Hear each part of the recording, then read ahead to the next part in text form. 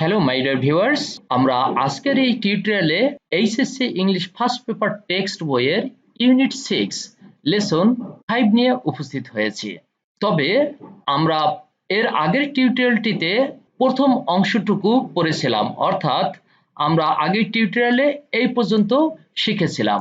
তাহলে আজকের টিউটোরিয়ালে আমরা রায়ান রেলজ্যাক থেকে শুরু করে একদম শেষ পর্যন্ত শিখে নেব। তাহলে কথা না বাড়িয়ে শুরু করি। In 1998, 6-year-old Ryan Reljak was shocked to learn that children in Africa had to walk many kilometers every day just to fetch water. অনেক বড় সেন্টেন্স।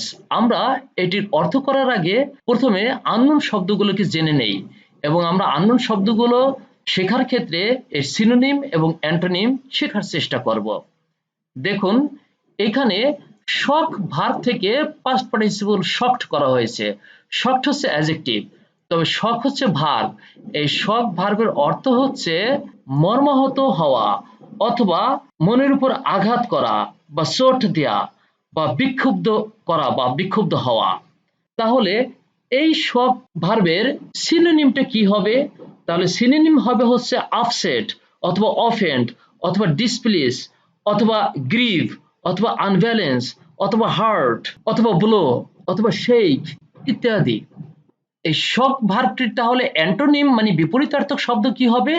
প্লিজ অথবা এনচ্যান্ট অথবা গ্রাটিফাই অথবা ইন্ডালস অথবা স্যাসিয়েট অথবা স্যাটিসফাই, অর্থাৎ আনন্দিত হওয়া, খুশি হওয়া ইত্যাদি। এরপরে দেখুন আরেকটি শব্দ আছে নতুন, ফেস। ফেস হচ্ছে ভার্ব, এর মানে হচ্ছে আনয়ন করা বা আনা। তার মানে এটা সিনোনিম হিসেবে আমরা বলতে পারি ব্রিং অথবা ক্যারি অথবা ড্র অথবা অবটেইন অথবা এক্সট্রাক্ট অথবা ড্রাইভ অথবা কনভে ইত্যাদি। তাহলে দেখুন সেন্টেন্সটির অর্থ কেমন হয়। প্রথমে আমরা ভেঙে ভেঙে করার চেষ্টা করি। ইন 1998, 1998 সালে 6-year-old Ryan Reljak was shocked to learn. 6 বছর বয়সী রেয়ান রেলজ্যাক এই কথা জেনে মর্মাহত হলো যে, কি জেনে? that children in Africa had to walk many kilometers every day. আফ্রিকার ছেলেমেয়েদেরকে প্রতিদিন অনেক কিলোমিটার হাঁটতে হয়। কেন হাঁটতে হয়? জাস্ট টু ফেচ ওয়াটার, ঠিক পানি আনার জন্য। তাহলে পুরো সেন্টেন্সটির অর্থ কেমন হয় দেখুন। 1998 সালে 6 বছর বয়সী রিয়ান রেলজ্যাক এই কথা জেনে মর্মাহত হয় বা ব্যথিত হয় যে আফ্রিকার অনেক ছেলে মেয়েদেরকে প্রতিদিন অনেক কিলোমিটার হেঁটে পানি আনতে হয়। Ryan decided he needed to build a well for a village in Africa. এইখানে দেখুন নতুন শব্দের মধ্যে রয়েছে ওয়েল। ওয়েল মানে হচ্ছে কূপ। তাহলে এটা সিনোনিম আমরা কি বলতে পারি? আমরা বলতে পারি ফাউন্টেইন অথবা স্প্রিং ইত্যাদি। তাহলে দেখুন সেন্টেন্সটির অর্থ কেমন দাঁড়ায়। রেন ডিসাইডেড, রেন সিদ্ধান্ত নিল, হি needed to build a well for a village in Africa. আফ্রিকার একটি গ্রামে সে একটি কূপ তৈরি করবে বলে সিদ্ধান্ত নিল। By doing household chores and public speaking on clean water issues, Ryan raised enough money with which his first well was built in 1999 at the Angolo Primary School in a northern Ugandan village. দেখুন household, household হচ্ছে adjective, গৃহস্থালী সংক্রান্ত। তার মানে এই হাউসহোল্ডের আমরা synonym বলতে পারি হলো ডোমেস্টিক অথবা হোমলি অথবা ফ্যামিলিয়াল ইত্যাদি, অর্থাৎ গৃহস্থালী সংক্রান্ত বা পারিবারিক সংক্রান্ত ইত্যাদি। আর এইখানে দেখুন সোর্স, সোর্স হচ্ছে টুকিটাকি কাজ, অর্থাৎ অ্যাসাইনমেন্ট অথবা টাস্ক অথবা জব ইত্যাদি। তাহলে দেখুন সেন্টেন্সটির অর্থ কেমন হয়। আমরা প্রথমে ভেঙে ভেঙে করার চেষ্টা করি। By doing household chores and public speaking on clean water issues. বাসাবাড়ির টুকিটাকি কাজ করে এবং পরিষ্কার পানির উপরে জনসাধারণের সামনে বক্তব্য পেশ করে Ryan raised enough money, Ryan যথেষ্ট টাকা উপার্জন করলেন বা সঞ্চয় করলেন। With which his first well was build in 1999, যার দ্বারা সে 1999 সালে তার প্রথম কূপ তৈরি করেন। At the Angolo Primary School in a northern Ugandan village, উত্তর উগান্ডা কোনো একটা গ্রামে অ্যাঙ্গুলো প্রাইমারি স্কুলে এই কূপটি তৈরি করেন। তাহলে দেখুন পুরো সেন্টেন্সটির অর্থ কেমন দাঁড়ায়। গৃহস্থালির কাজকর্ম করে এবং স্বচ্ছ বা পরিষ্কার পানি সরবরাহের উপর বক্তব্য দিয়ে রিয়ান পর্যাপ্ত অর্থ তৈরি করে বা সঞ্চয় করে, যা দিয়ে উত্তর উগান্ডার গ্রামে অ্যাঙ্গুলো প্রাইমারি বিদ্যালয়ে 1999 সালে তার প্রথম পানির কূপ স্থাপন করা হয়। Ryan's determination led to Ryan's Oil Foundation, which has completed 667 projects in 16 countries, bringing access to clean water and sanitation to more than 7,14,000 people. অনেক বড় সেন্টেন্স, তবে আমরা আননোন শব্দগুলোকে প্রথমে জেনে নেই। এইখানে দেখুন ডিটারমিন ভার্ব থেকে এসেছে ডিটারমিনেশন। ডিটারমিনেশন হচ্ছে নাউন, এর মানে হচ্ছে সংকল্প। তার মানে এটা সিনোনিম হিসেবে আমরা বলতে পারি ফার্মনেস অথবা উইল পাওয়ার অথবা রিজলভ অথবা পারপাস অথবা ফর্টিটিউড অথবা গ্রিট ইত্যাদি। আর দেখুন এইখানে একটি শব্দ রয়েছে স্যানিটেশন। স্যানিটেশন হচ্ছে নাউন, এর মানে হচ্ছে পয় প্রণালী বা স্বাস্থ্য বিধান। তাহলে এটা সিনোনিম আমরা কি বলতে পারি? আমরা বলতে পারি হাইজিন অথবা ক্লিনলিনেস ইত্যাদি। তাহলে দেখুন সেন্টেন্সটির অর্থ কেমন হয়, আমরা প্রথমে ভেঙে ভেঙে করার চেষ্টা করি। Ryan's determination led to Ryan's well foundation. রায়ানের দৃঢ় সংকল্প রায়ানকে কূপ খননের জন্য ফাউন্ডেশন অর্থাৎ ওয়েল ফাউন্ডেশনের দিকে ধাবিত করে।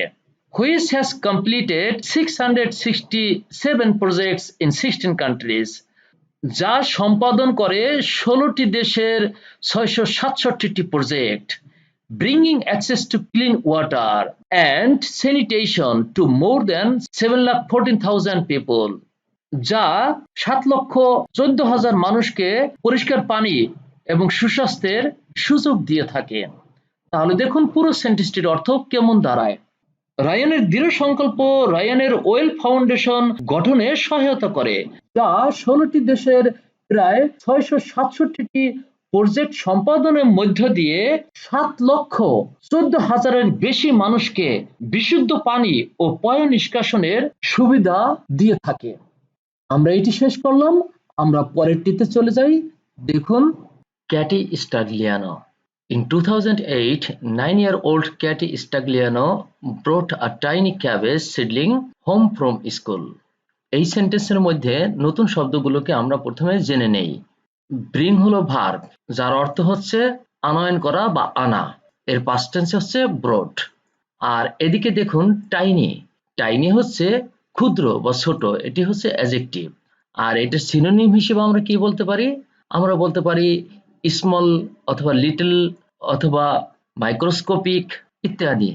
আর এটার অ্যান্টোনিম বা বিপরীতার্থক শব্দ আমরা কি বলতে পারি? অর্থাৎ অনেক বড় বা বিশাল এই অর্থে ব্যবহার করব। তার মানে হচ্ছে স্পেশাস অথবা লার্জ অথবা জাইগ্যান্টিক অথবা মাম্মথ ইত্যাদি। আর দেখুন এখানে একটি শব্দ আছে ক্যাবেজ। ক্যাবেজ হচ্ছে নাউন, এর মানে হচ্ছে বাঁধাকপি অর্থাৎ কাউলিফ্লাওয়ার। আর সিডলিং এটা হচ্ছে নাউন, এর মানে হচ্ছে চারা গাছ বা চারা। তার মানে এটা সিনোনিম আমরা বলতে পারি স্প্রাউট অথবা স্যাপলিং অথবা প্লান্টলেট ইত্যাদি। তাহলে দেখুন সেন্টেন্সটির অর্থ কেমন হয়, আমরা প্রথমে ভেঙে ভেঙে করার চেষ্টা করি। ইন 2008 সালে 9-year-old Katy Stagliano brought a tiny cabbage seedling home from school. 9 বছর বয়সী ক্যাটি স্টাগলিয়ানো স্কুল থেকে বাসায় ফেরার পথে একটি বাঁধাকপির চারা নিয়ে আসলো। As she cared for her cabbage, it grew to 40 pounds. যেহেতু সে এই চারা গাছটির সুন্দর করে যত্ন নিচ্ছিলেন, সেহেতু সেটা 40 পাউন্ডে পরিণত হলো। Katy donated her cabbage to a soup kitchen where it helped to feed more than 275 people. এইখানে দেখুন নতুন শব্দের মধ্যে রয়েছে ডোনেটেড। ডোনেট হচ্ছে ভার্ব, এর মানে হচ্ছে দান করা বা অর্থ সাহায্য করা বা প্রদান করা। তাহলে এটার সিনোনিম আমরা কি বলতে পারি? আমরা বলতে পারি বেস্টো অথবা গিভ অথবা বিকুইথ অথবা কন্ট্রিবিউট অথবা প্রোভাইড অথবা অফার অথবা গিফট অথবা প্রেজেন্ট ইত্যাদি। তাহলে দেখুন সেন্টেন্সটির অর্থ কেমন হয়, আমরা প্রথমে ভেঙে করার চেষ্টা করি। ক্যাটি ডোনেটেড হার ক্যাবেজ। ক্যাটি তার বাঁধাকপিটি দান করে দিলেন। কোথায় দান করলেন? To a soup kitchen. একটি স্যুপ কিচেনে তিনি দান করে দিলেন। Where it helped to feed more than 275 people. যেখানে এটা 275 জনের বেশি লোককে খাওয়াতে সাহায্য করেছিল। তার মানে আমরা পুরো সেন্টেন্সটির অর্থ এভাবে বলতে পারি, ক্যাটি তার বাঁধাকপিটি একটি স্যুপ কিচেনে দিয়ে দেয় বা দান করে, যেখানে এটা 275 জনের অধিক লোককে খাওয়াতে সাহায্য করে। Moved by the experience of seeing how many people could benefit from the donation of fresh produce to soup kitchens, Katie decided to start vegetable gardens and donate the harvest to help feed people in need. অনেক বড় sentence, আমরা এটাকে ভেঙে ভেঙে অর্থ করার চেষ্টা করব। তবে তার আগে আমরা জেনে নেই এখানে আননোন শব্দগুলো কি কি রয়েছে। দেখুন, এইখানে একটি শব্দ রয়েছে বেনিফিট। বেনিফিট হচ্ছে নাউন, এর মানে হচ্ছে সুবিধা বা সুযোগ অথবা উপকার অথবা লাভ ইত্যাদি। তার মানে এটা সিনোনিম হিসেবে আমরা বলতে পারি অ্যাডভান্টেজ অথবা প্রফিট অথবা রিটার্ন অথবা অ্যাসিস্ট্যান্স অথবা টেকিংস অথবা গেইন ইত্যাদি। আর বিপরীতার্থক শব্দ অর্থাৎ অ্যান্টোনিম হিসেবে আমরা বলতে পারি লস অথবা ডিট্রিমেন্ট অথবা ডিসঅ্যাডভান্টেজ ইত্যাদি। আর দেখুন এইখানে একটি শব্দ রয়েছে হারভেস্ট। হারভেস্ট হচ্ছে ভার্ব এবং নাউন দুটো হিসেবে ব্যবহার করা যায়, তবে এখানে নাউন হিসেবে ব্যবহার করা হয়েছে। এই নাউনটির মানে হচ্ছে ফসল। তাহলে এটা সিনোনিম হিসেবে আমরা বলতে পারি ক্রপস অথবা আউটপুট অথবা ক্রপিং অথবা গ্যাদারিং অথবা গার্নারিং ইত্যাদি। তাহলে দেখুন সেন্টেন্সটির অর্থ কেমন হয়। মুভড বাই দ্য এক্সপিরিয়েন্স, অভিজ্ঞতার দ্বারা আলোড়িত হয়ে। কি ধরনের অভিজ্ঞতা? Of seeing how many people could benefit, কত মানুষ উপকৃত হচ্ছে এই অভিজ্ঞতার দ্বারা আলোড়িত হয়ে। From the donation of fresh produce to soup kitchens, soup কিচেনে দান করা কিছু সতেজ পণ্য। তাহলে এই অংশটার অর্থ হচ্ছে স্যুপ কিচেনে দান করা কিছু সতেজ পণ্যের দ্বারা কত মানুষ উপকৃত হচ্ছে এই ধরনের অভিজ্ঞতা দ্বারা আলোড়িত হয়ে। তারপরে কি করলো দেখুন, Katie decided to start vegetable gardens. Katie সিদ্ধান্ত নিল যে সে ভেজিটেবল গার্ডেন অর্থাৎ সবজির বাগান করবে। And donate the harvest to help feed people in need, এবং এই ফসলাদি মানুষের প্রয়োজনে তাদের খাওয়ানোর কাজে সহযোগিতার জন্য সে দান করবে বলে সিদ্ধান্ত নেয়। পুরো সেন্টেন্সটির অর্থ কেমন দাঁড়ায়?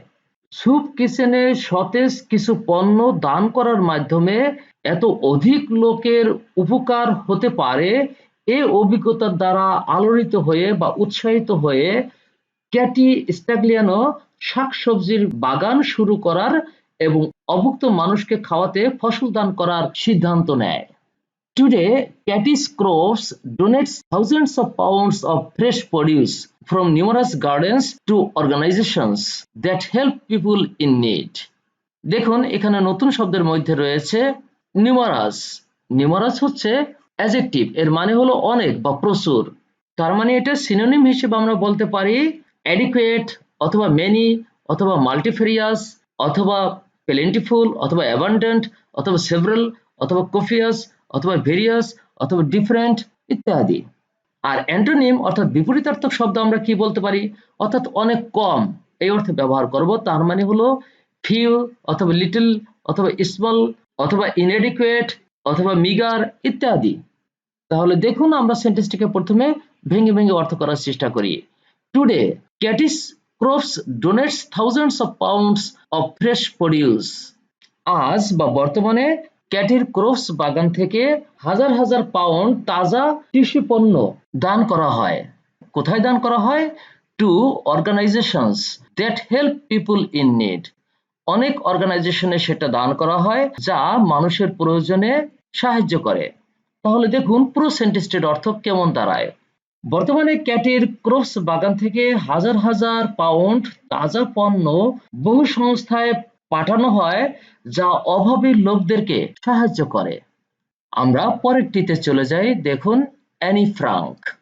Anne Frank is perhaps the most well-known victim of the Nazi Holocaust of World War II. দেখুন এখানে নতুন শব্দের মধ্যে রয়েছে হলোকাস্ট। হলোকাস্ট হচ্ছে নাউন, এর মানে হচ্ছে ব্যাপক ধ্বংস, বিশেষ করে প্রাণহানি। তাহলে এটার সিনোনিম হিসেবে আমরা কি বলতে পারি? আমরা বলতে পারি কার্নেজ অথবা ম্যাসাকিউর অথবা ক্যাটাস্ট্রফি অথবা এক্সটিংশন অথবা ডিস্ট্রাকশন ইত্যাদি। আর এটার অ্যান্টোনিম হিসেবে অর্থাৎ বিপরীতার্থক শব্দ হিসেবে আমরা বলতে পারি বেঁচে থাকা। তার মানে আমরা বলতে পারি সার্ভাইভাল অথবা এন্ডুরেন্স অথবা এক্সিস্টেন্স ইত্যাদি। তাহলে দেখুন সেন্টেন্সটির অর্থ কেমন দাঁড়ায়, আমরা প্রথমে ভেঙে করার চেষ্টা করি। Anne Frank is perhaps the most well-known victim. Anne Frank সম্ভবত সবচেয়ে পরিচিত একজন শিকার। কিসের শিকার? of the Nazi Holocaust of World War II. দ্বিতীয় বিশ্বযুদ্ধের নাৎসি হত্যাকাণ্ডের সে একজন পরিচিত শিকার। তাহলে পুরো সেন্টেন্সটির অর্থ দেখুন কেমন দাঁড়ায়। অ্যানি ফ্রাঙ্ক সম্ভবত দ্বিতীয় বিশ্বযুদ্ধের নাৎসি বাহিনীর ব্যাপক হত্যাকাণ্ডের সবচেয়ে সুপরিচিত শিকার। Annie, born on 12 June 1929, was given a diary at the age of 13 in which she chronicled her life from 1942 to 1944. দেখুন এখানে নতুন শব্দের মধ্যে রয়েছে ক্রনিকল। ক্রনিকল হচ্ছে এখানে ভার্ব হিসেবে ব্যবহার করা হয়েছে। এর মানে হলো ঘটনাপঞ্জিতে লিপিবদ্ধ করা বা কোনো ঘটনাকে ধারাবাহিকভাবে সাজিয়ে লিপিবদ্ধ করা। এই ক্রনিকল শব্দটির সিনোনিম আমরা বলতে পারি নোট অথবা রেজিস্টার অথবা রাইট অথবা ড্রাফট ইত্যাদি। এখন দেখুন সেন্টেন্সটির অর্থ কেমন দাঁড়ায়। অ্যানি, born on 12 জুন 1929, 1929 সালের 12 জুন জন্মগ্রহণ করা অ্যানি কি করেছিল? was given a diary at the age of 13. তাকে 13 বছর বয়সে একটি ডায়েরি দেওয়া হয়েছিল। in which she chronicled her life, যার মধ্যে সে তার জীবনের ঘটনাগুলোকে লিপিবদ্ধ করেছিল। from 1942 to 1944, 1942 সাল থেকে 1944 সাল পর্যন্ত। তাহলে দেখুন পুরো সেন্টেন্সটির অর্থ দাঁড়ায় কেমন। 1929 সালের 12 জুন জন্ম নেওয়া অ্যানিকে 13 বছর বয়সে একটি ডায়েরি দেওয়া হয়, যাতে সে 1942 সাল থেকে 1944 সাল পর্যন্ত তার জীবনের ধারা বিবরণী লিপিবদ্ধ করে। During this time, Annie spent 2 years in hiding with her family in Nazi-occupied Amsterdam in a secret annex with 4 other Jews. দেখুন এইখানে নতুন শব্দের মধ্যে রয়েছে অকুপাইড। অকুপাই ভার্ব থেকে অকুপাইড ভার্বের পাস্ট পার্টিসিপল করা হয়েছে। এটার মানে হচ্ছে দখলকৃত, এখানে অ্যাডজেক্টিভ হিসেবে ব্যবহৃত হয়েছে। তার মানে আমরা এটা সিনোনিম হিসেবে বলতে পারি সাবজুগেটেড অথবা কনকোয়ার্ড অথবা ডোমিনেটেড অথবা পজেসড ইত্যাদি। আর এটার অ্যান্টোনিম অর্থাৎ বিপরীতার্থক শব্দ হিসেবে আমরা বলতে পারি আনইনহিবিটেড অথবা লিবারেটেড অথবা আনবাউন্ড ইত্যাদি। আর দেখুন এইখানে আরেকটি শব্দ রয়েছে অ্যানেক্স। অ্যানেক্স হচ্ছে নাউন, এর মানে হচ্ছে উপগৃহ অথবা বৃহত্তর অট্টালিকার সঙ্গে যুক্ত ক্ষুদ্রতর অট্টালিকা বা বিল্ডিংকে অ্যানেক্স বলা হয়।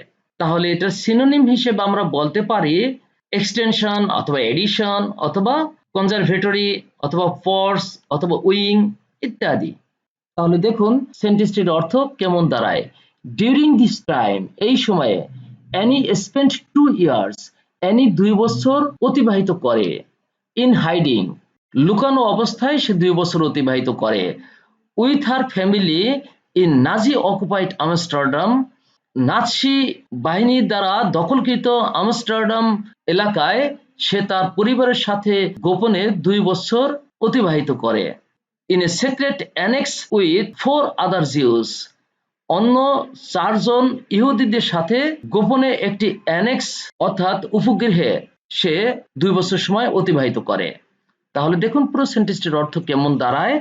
এই সময়ে অ্যানি নাৎসি বাহিনীর অধিকৃত আমস্টারডামে তার পরিবার সহ 2 বছর অন্য 4 জন ইহুদির সাথে একটা গোপনীয় স্থানে লুকিয়ে থাকে। আমরা একটু সামনে এগিয়ে যাই।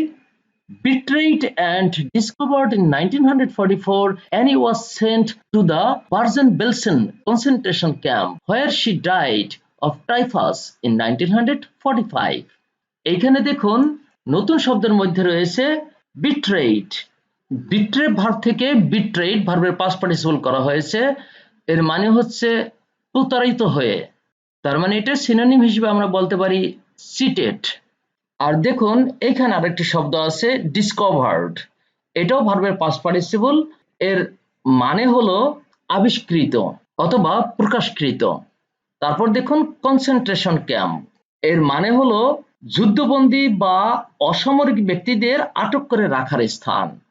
এরপরে আরেকটি নতুন শব্দ হচ্ছে টাইফাস। টাইফাস হচ্ছে নাউন। টাইফাস হচ্ছে এক ধরনের সংক্রমণ রোগ বিশেষ। তাহলে দেখুন পুরো সেন্টেন্সটির অর্থ কেমন দাঁড়ায়। প্রতারিত হয়ে এবং গুপ্ত রহস্য প্রকাশিত হলে 1944 সালে তাকে খুঁজে বের করে বার্জেন বেলসেন ক্যাম্পে চালান করা হয় বা পাঠানো হয়, যেখানে সে 1945 সালে টাইফাস রোগে মৃত্যুবরণ করে। Annie's father, Otto Frank, was the only occupant of the secret annex to survive the war. এইখানে নতুন শব্দের মধ্যে রয়েছে সারভাইভ। সারভাইভ হচ্ছে ভার্ব। এর মানে হচ্ছে বেঁচে থাকা বা টিকে থাকা। তাহলে এটা সিনোনিম হিসেবে আমরা বলতে পারি লাইফ অথবা এক্সিস্ট অথবা এন্ডিউর অথবা লাস্ট অথবা সাবসিস্ট। আর অ্যান্টোনিম বা বিপরীতার্থক শব্দ হিসেবে আমরা বলতে পারি প্যারিশ অর্থাৎ ধ্বংস হয়ে যাওয়া, মরে যাওয়া এই অর্থে। তাহলে আমরা বলবো প্যারিশ অথবা ডাই অথবা এক্সপায়ার অথবা ডিমাইজ অথবা লিভ অথবা ডুম ইত্যাদি। তাহলে দেখুন সেন্টেন্সটির অর্থ কেমন দাঁড়ায়। অ্যানির বাবা অটো ফ্রাঙ্ক ছিলেন যুদ্ধে বেঁচে থাকা বা বেঁচে যাওয়া গুপ্ত স্থানের একমাত্র লোক। In 1947, he published Annie's diary as The Diary of a Young Girl. 1947 সালে তিনি এক তরুণীর ডায়েরি নামে অ্যানির ডায়েরি প্রকাশ করেন। Annie's account of her internment as well as her deep belief in humanity has become one of the world's most widely read books. এইখানে দেখুন নতুন শব্দের মধ্যে রয়েছে ইন্টার্নমেন্ট। ইন্টার্নমেন্ট হচ্ছে নাউন। এর মানে হচ্ছে অন্তরায়ন অথবা গৃহবন্দী বা বন্দি দশা। তাহলে এই ইন্টার্নমেন্টের সিনোনিম আমরা বলতে পারি ইমপ্রিজনমেন্ট অথবা ক্যাপটিভিটি অথবা কনফাইনমেন্ট ইত্যাদি। এরপরে দেখুন হিউম্যানিটি। হিউম্যানিটি হচ্ছে নাউন। এর মানে হচ্ছে মানবতা। তার মানে এটা সিনোনিম হিসেবে আমরা বলতে পারি সিম্প্যাথি অথবা কম্প্যাশন অথবা চ্যারিটি, জেনারসিটি অথবা কাইন্ডনেস ইত্যাদি। আর আরেকটি শব্দ এখানে রয়েছে ওয়াইডলি। ওয়াইড হচ্ছে অ্যাডজেক্টিভ, ওয়াইডলি হলো অ্যাডভার্ব। এই অ্যাডভার্বের মানে হচ্ছে ব্যাপকভাবে বা বিস্তারিতভাবে বা বিশাল এলাকা জুড়ে। তাহলে এটা সিনোনিম হিসেবে আমরা বলতে পারি এক্সটেন্সিভলি অথবা ব্রডলি অথবা কম্প্রিহেন্সিভলি অথবা গ্রেটলি অথবা স্পেশাসলি অথবা হাইলি ইত্যাদি। আর এটার অ্যান্টোনিম হিসেবে বা বিপরীতার্থক শব্দ হিসেবে আমরা কি বলতে পারি, মানে খুব ক্ষুদ্র পরিসরে বা সংকীর্ণ পরিসরে এই অর্থে। তার মানে আমরা বলতে পারি ন্যারোলি অথবা কনসাইসলি অথবা ব্রিফলি ইত্যাদি। তাহলে দেখুন সেন্টেন্সটির অর্থ কেমন দাঁড়ায়। অ্যানির ডায়েরি অন্তরায়ন ও মানবতার প্রতি তার গভীর বিশ্বাসের বিবরণ বিশ্বের সবচেয়ে ব্যাপকভাবে পঠিত বইগুলোর অন্যতম হয়ে আছে। এই হলো আমাদের প্যাসেজটি। আমরা এখান থেকে এখন একটি ফ্লোচার্ট তৈরি করব। আমরা আজকের এই টিউটোরিয়ালে এখান থেকে শুরু করেছিলাম। তাহলে এখান থেকে আমরা দ্রুত একটি ফ্লোচার্ট তৈরি করে ফেলি। ফ্লোচার্টের কোশ্চেনটি এখানে হতে পারে ঠিক এইরকম, make a flowchart showing Ryan's contribution to clean water supply. আর আমরা তো জানি ফ্লোচার্ট তৈরি করতে গেলে 3টি ধাপ অতিক্রম করতে হয়, সেটা আমরা সব টিউটোরিয়ালে বলে দেই। প্রথমে সুন্দর একটা হেডিং তৈরি করতে হয়, তারপর বক্সেস উইথ ইনফরমেশন এবং তৃতীয় ধাপে গিয়ে একটা ক্যাপশন দিতে হয়। সবচেয়ে জটিল ধাপটি হচ্ছে দ্বিতীয় ধাপ অর্থাৎ বক্সেস উইথ ইনফরমেশন। যাই হোক, আমরা প্রথমে এই কোশ্চেন থেকে একটা হেডিং তৈরি করে ফেলি খুব দ্রুত। তাহলে আমাদের হেডিংটি হতে পারে ঠিক এইরকম, the flow chart showing Ryan's contribution to clean water supply is given below, অথবা ইজ প্রেজেন্টেড বিলো, অথবা ইজ অ্যাজ ফলোজ দিয়ে কোলন ড্যাশ দিতে হবে। এই হলো আমাদের হেডিং, যেটা আমরা কোশ্চেন থেকে তৈরি করে নিলাম। আর ৬টি বক্সের মধ্যে প্রথম বক্সে স্যার তথ্যটি দিয়েছেন ঠিক এইভাবে, deciding to build well in African village. লক্ষ্য করুন স্যার জিরেন্ট হিসেবে দিয়েছেন, আর উত্তর লেখার 5টি যে পদ্ধতি রয়েছে সেটা এখানে দেখানো হলো দেখুন। আর এই কোশ্চেনটা অনুসারে আমরা এটার উত্তর জিরেন্ট দিয়ে দিয়েছি, অর্থাৎ প্রথম বক্সে স্যার যেহেতু জিরেন্ট দিয়ে দিয়েছেন এবং কোশ্চেন অনুসারে উত্তরটি জিরেন্ট স্টাইলই হবে। আবার ইচ্ছে করলে সেটাকে নাউন স্টাইলেও লেখা যেতে পারতো। তাহলে আমরা সবগুলোর উত্তরই জিরেন্ট স্টাইলে লিখব প্রথম বক্সে স্যারের দেওয়া তথ্যটি অনুসারে। তাহলে দেখুন স্যার কিভাবে তথ্যটি তৈরি করেছেন।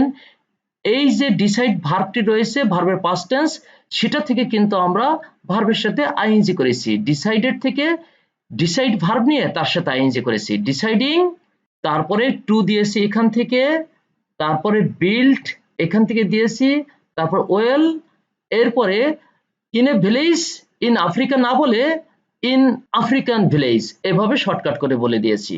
তাহলে কিরকম হবে দেখুন প্রথম বক্সের তথ্যটি, deciding two build a well in African village. এটি হলো প্রথম বক্সের তথ্য। তাহলে দ্বিতীয় বক্সের তথ্যটি আমরা কি দিতে পারি দেখুন, এখান থেকে আমরা তথ্যটি নিতে পারি। এখানে আছে দেখুন তথ্যটি, যে by doing household chores and public speaking on clean water issues Ryan raised enough money. এখান থেকে যে কথাটা বলতে চাচ্ছে যে আসলে বাসাবাড়ির কাজ করে এবং পাবলিক স্পিকিং করে রায়ান কিছু টাকা উপার্জন করে। তাহলে এখান থেকে আমরা যেটা বলতে পারি, speaking publicly on water issues. দেখুন কথাটাকে ঘুরিয়ে বললাম, স্পিকিং আর পাবলিক থেকে এখানে অ্যাডভার্ব নিয়ে আসলাম পাবলিকলি। তাহলে speaking publicly on water issues, water issue নিয়ে জনসমক্ষে কথা বলা, এটাও কিন্তু রায়ান রিলজ্যাকের ক্লিন ওয়াটার সাপ্লাইয়ের ক্ষেত্রে একটি কন্ট্রিবিউশন বা অবদান। এটা আমরা দ্বিতীয় বক্সে দিয়ে দিলাম। আর তৃতীয় বক্সে আমরা দিতে পারি, সে টাকা সঞ্চয় করেছিল যেটা দিয়ে সে কূপ তৈরি করেছিল। আচ্ছা ভালো কথা, তাহলে আমরা এখান থেকে যেভাবে তথ্যটি দিতে পারি সেটা হলো ঠিক এইরকম, রেইজ ভার্বের সাথে আমরা আইএনজি করে রেইজিং করতে পারি। Raising money for his well foundation. লক্ষ্য করুন এখানে রেইজিং মানি আছে আর এইখানে আছে ওয়েল ফাউন্ডেশন। তাহলে তার ওয়েল ফাউন্ডেশনের জন্য সে টাকা সঞ্চয় করে, এই তো।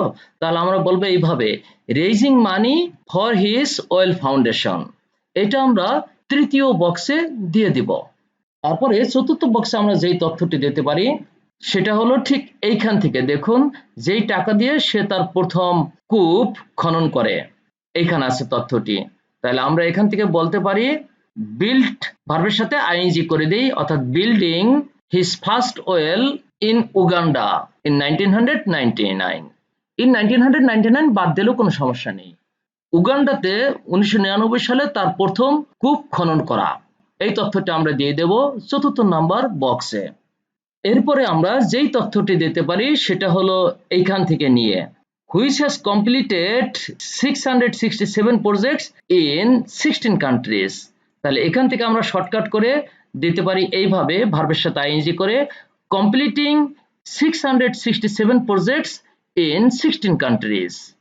তাহলে আমরা এখান থেকে তথ্যটি দেব, completing 667 projects in 16 countries। এটা আমরা 5 নম্বর বক্সে তথ্য হিসেবে দিয়ে দেব। এরপরে সর্বশেষ অর্থাৎ 6 নম্বর বক্সে আমরা যেই তথ্যটি দিতে পারি সেটা হলো দেখুন, bringing access to clean water and sanitation to more than 7,14,000 people। এত বড় কথা বলা যাবে না, শর্টকাট করে আমরা এভাবে বলতে পারি, providing 7,14,000 people with clean water। অর্থাৎ 7,14,000 লোককে পরিষ্কার পানি সরবরাহ করা। এটি আমরা 6 নম্বর বক্সে তথ্য হিসেবে দিয়ে দেব। তাহলে দেখুন আমরা ফ্লোচার্টে 10-এ 10 পাওয়ার জন্য প্রথমে সুন্দর একটা হেডিং দিয়েছি যেটা প্রশ্ন থেকে তৈরি করেছি। তারপর দেখুন সবগুলো বক্সে স্যারের দেওয়া তথ্য অনুসারে, অর্থাৎ প্রথম বক্সের তথ্য অনুসারে এবং সঠিক পদ্ধতি ফলো করে 1 থেকে 6 নম্বর বক্স পর্যন্ত একই স্টাইলে অর্থাৎ জিরেন্ড স্টাইলে সবগুলো তথ্য সুন্দরভাবে উপস্থাপন করেছি আমরা। এবং তৃতীয় ধাপে গিয়ে আমরা একটি ক্যাপশন দিয়েছি 3 এবং 4 নম্বর বক্সের ঠিক নিচে। দেখুন এই যে এখানে দিয়েছি ফিগার ফ্লোচার্ট। আমরা 10-এ 10 পাওয়ার জন্য সবটুকু কাজই যথার্থভাবে করেছি। এভাবে যে কেউ উত্তর লিখলে অবশ্যই সে 10-এ 10 পাবে, যা ইংরেজিতে এ প্লাস পাওয়ার ক্ষেত্রে সবচেয়ে বেশি ভূমিকা পালন করবে। আমরা পরবর্তীতে এরকম আরো টিউটোরিয়াল নিয়ে হাজির হব, সেগুলো দেখার আমন্ত্রণ রইল। সে পর্যন্ত সবাই সুস্থ থাকবেন, ভালো থাকবেন। আল্লাহ হাফেজ।